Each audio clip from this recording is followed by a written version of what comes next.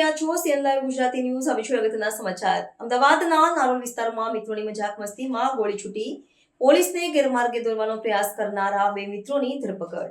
અમદાવાદ શહેરના નારોલ વિસ્તારમાં મજાક મસ્તી દરમિયાન એક ગંભીર બનાવ બન્યો હતો, જેમાં મિત્રો સાથે દેશી પિસ્તોલથી રમતી વખતે અચાનક ગોળી છૂટતા એક યુવક ઘાયલ થયો હતો.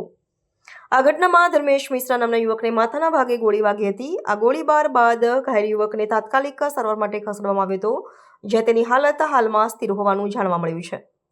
આ ઘટના બાદ પોલીસે ગેરમાર્ગે દોરવાનો પ્રયાસ કરનારા સિદ્ધાંત સિંહ અને રોહિત નામના બે યુવકોની ધરપકડ કરી છે. પોલીસ તપાસમાં બહાર આવ્યું હતું કે ફાયરિંગમાં ઉપયોગમાં લેવાયેલી દેશી પિસ્તોલ શંકર યાદવ નામના ઈસમ પાસેથી મેળવવામાં આવી હતી. મદદનીશ પોલીસ કમિશનર યુવરાજસિંહ ગોયલની આગેવાની હેઠળ નારોલ પોલીસે સમગ્ર પ્રકરણની સઘન તપાસ શરૂ કરી છે, જેથી આ હથિયાર ક્યાંથી આવ્યું અને ઘટનામાં સાચા સંજોગો શું હતા તે જાણી શકાય. આ પ્રકારની ગેરકાયદેસર હથિયારની હેરફેર અને યુવકો દ્વારા બેદરકારીપૂર્વક તેનો ઉપયોગ કરવાની ઘટના ગંભીર ચિંતાનો વિષય છે. પોલીસે આ બનાવમાં અન્ય કોઈની સંડોવણી છે કે કેમ તે દિશામાં પણ તપાસ હાથ ધરી છે. આ ઘટનાએ યુવાનોમાં ગેરકાયદેસર હથિયારોની ઉપલબ્ધતા અને તેના જોખમો પર ગહન ચર્ચા છેડી છે.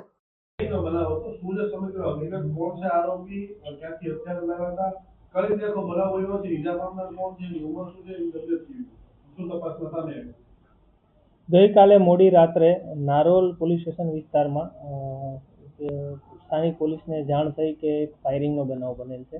તાત્કાલિક નારોલ પોલીસની ટીમ અને વટવા પોલીસની ટીમ સ્થળ ઉપર જઈને તપાસ કરતા એક જે ડિટેલ પૂછતા એવું જાણવા મળેલ છે કે 3 મિત્રો ભેગા થયા હતા, જેમાં એક મિત્રના ઘરે ભેગા થઈને તેઓ જમવાનો પ્રોગ્રામ કરતા હતા રાત્રે 12:30 વાગ્યા આજુબાજુ. ત્યારબાદ જે આ કામના આરોપી છે સિદ્ધાંતસિંહ, તેમના ઘરમાં એક પિસ્તોલ, દેશી બનાવટની પિસ્તોલ હતી. તેને એકબીજા જે મિત્રો છે તે ચેક કરતા હતા લોડ કરીને, અને તેવામાં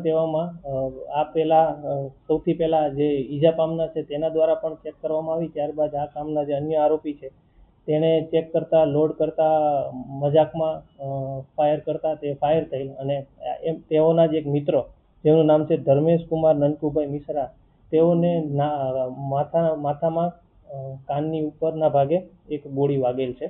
તેઓને તાત્કાલિક આ બંને મિત્રો છે તેઓ હોસ્પિટલ લઈ ગયેલા, અને આ અનુસંધાને નારોલ પોલીસ સ્ટેશનમાં એક ગુનો દાખલ કરવામાં આવેલો, જેમાં ભારતીય ન્યાય સંહિતાની કલમ 110-54 તથા આર્મ્સ એક્ટની કલમ 25(1)B અને 27(1) મુજબ ગુનો દાખલ કરીને આગળની તપાસ હાથ ધરતા આ કામના જે બે અન્ય જે ફાયરિંગ કરનાર અને તેની સાથે રહેનાર બે ઈસમો છે તેઓની નારોલ પોલીસ દ્વારા ધરપકડ કરવામાં આવી છે.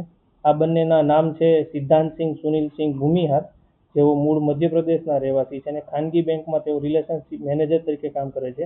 આ તેઓનું જ ઘર હતું, તેઓના ઘરે જ આ લોકો એકઠા થયા હતા. અને અન્ય આરોપી છે જેનું નામ છે રોહિત ઉર્ફે રિતિક ભોલેરામ પ્રજાપતિ, તેઓ પણ મૂળ એમપીના રહેવાસી છે, પણ આ બંને ઈસમો વટવા વિસ્તારમાં રહે છે અને તેઓ રિક્ષા ડ્રાઇવિંગનું કામ કરે છે. તો આ બંને ઈસમોને ગિરફ્ત કરીને આગળની કાયદેસરની કાર્યવાહી કરવામાં આવી છે.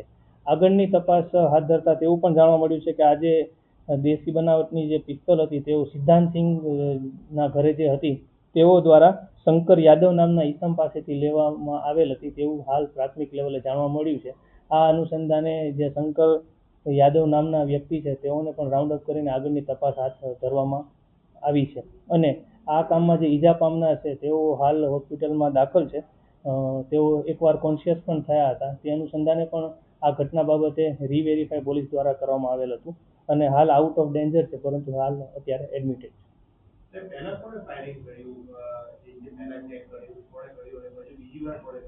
આ કામના આ ત્રીજી વાર જે ઘટના થઈ, પ્રાથમિક લેવલે જાણવા મળ્યું તે અનુસંધાને ત્રીજી વાર જે ત્રીજા વ્યક્તિ દ્વારા, જે સિદ્ધાંતસિંહ દ્વારા જ્યારે આ ગનને ફરીથી ચેક કરવામાં આવી ત્યારે ફાયરિંગની ઘટના થયેલ હતી. તે અગાઉ પણ આ કામના ઈજા પામનાર તથા અન્ય જે રોહિત પ્રજાપતિ નામના ઈસમ છે, જે આરોપી છે, તેઓ દ્વારા પણ આ પૂર્વ એ દરમિયાન ચેક કરવામાં આવેલ હતું, પરંતુ ત્યારે ટ્રિગર દબાવવાથી ફાયર થયેલ ન હતું.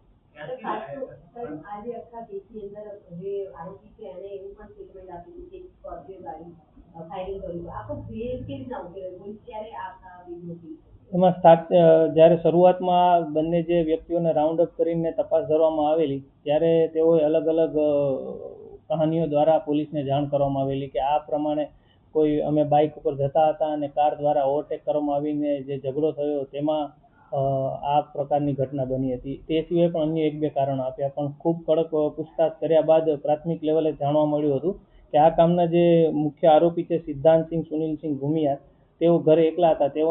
તેઓની માતા છે તે હોસ્પિટલાઇઝ છે, તેઓને એક બીમારી છે તે અનુસંધાને. તો તેઓની માતાની ખબર કાઢવા જે અન્ય 2 જે મિત્રો હતા તેઓ તેના ઘરે આવેલ હતા અને જમ્યા બાદ તેઓની માતાની ખબર કાઢવા જવાના હતા, પરંતુ તેઓને પોતાના ઘરે આ ઘટના થઈ છે તે જાણ ન કરવી હતી, તે માટે તે લોકો ગેરમાર્ગે દોરતા હતા.